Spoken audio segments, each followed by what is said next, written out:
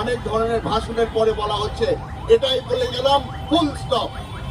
রাজনীতিতে full stop বলে কিছু নাই। সালাউদ্দিন কাদের চৌধুরীকে যেদিন হত্যা করা হলো, শেখ হাসিনা মনে করেছিল সালাউদ্দিন কাদের চৌধুরীর রাজনীতিতে আজকে হয়ে গেল ফুল স্টপ। 2025 সাল চলছে, সালাউদ্দিন কাদের চৌধুরীর রাজনীতিকে আমি এগিয়ে নিয়ে যাচ্ছি।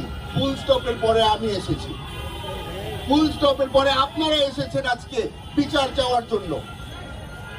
আপনাদের মাথায় রাখতে হবে যে বাংলাদেশের রাজনীতি প্রতিদিন চেঞ্জ হতে থাকে।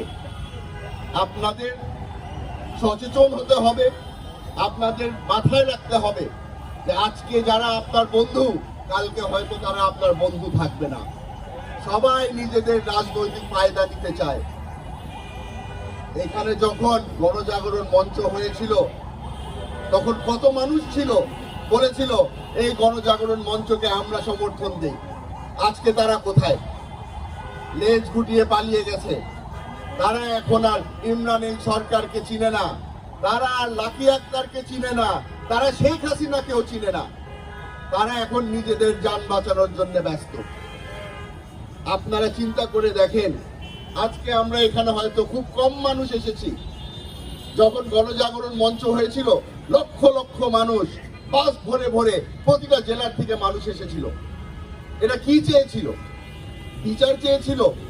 এরা কেউ বিচার চায়নি। এরা চেয়েছিল ফাঁসি আর এক প্যাকেট তেহারি, এর থেকে বেশি আর কিছু চাইনি।